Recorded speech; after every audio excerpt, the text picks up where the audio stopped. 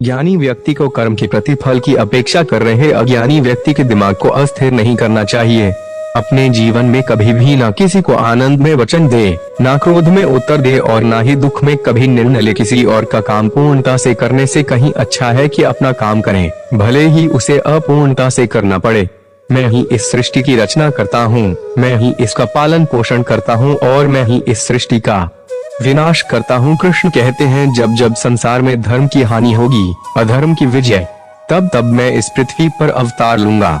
अमीर बनने के लिए एक एक क्षण संग्रह करना पड़ता है, किंतु अमर बनने के लिए एक एक कण बांटना पड़ता है। जिंदगी में सब कुछ खत्म होना जैसा कुछ भी नहीं होता, हमेशा एक नई शुरुआत हमारा इंतजार कर रही होती है। भगवान श्री कृष्ण के विचार, हे अर्जुन, मैं भूत, वर्तमान और भविष्य के सभी प्राणियों को जानता हूँ, किंतु वास्तविकता में कोई मुझे नहीं जानता। लोग कहते हैं अपनों के आगे झुक जाना चाहिए, किंतु सच बात तो यह है, जो अपने होते हैं वे कभी झुकने नहीं देते।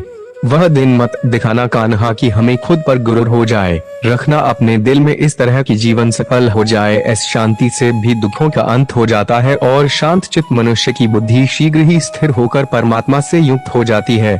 अपनी पीड़ा के लिए संसार को दोष मत दो, अपने मन को समझाओ। तुम्हारे मन का परिवर्तन ही तुम्हारे दुखों का अंत है। श्री कृष्ण कहते हैं, एक बार माफ करके अच्छे बन जाओ, पर दोबारा उसी इंसान पर भरोसा करके बेवकूफ कभी न बनो। इच्छा पूरी नहीं होती तो क्रोध बढ़ता है और इच्छा पूरी होती है तो लोभ बढ़ता है। इसलिए जीवन की हर स्थिति में धैर्य बनाए रखना। अगर तुम अपना कल्याण चाहते हो तो सभी उपदेशों, सभी धर्मों को छोड़कर मेरी शरण में आ जाओ। मैं तुम्हें मुक्ति प्रदान करूंगा। जो हुआ अच्छा हुआ, जो होगा अच्छा होगा। स्वयं को मुझ पर छोड़ दो, अपने कर्म पर ध्यान दो। कर्म ऐसा जो स्वार्थ रहित, पाप रहित हो। कृष्ण ने दुष्टों को भी अपनी गलती सुधारने का मौका दिया, क्योंकि वो किसी मनुष्य को नहीं, उसके अंदर के बुराई को मारना चाहते थे। संदेह की स्याही से संबंध के पृष्ठ पर कभी शुभ अंकित नहीं होता, इसलिए अपने मन के विचार और संबंधों का आधार दोनों ही शुभ रखें। मोहग्रस्त होकर अपने कर्तव्य पथ से हट जाना मूर्खता है, क्योंकि इससे ना तो तुम्हें स्वर्ग की प्राप्ति होगी और ना ही तुम्हारी कीर्ति।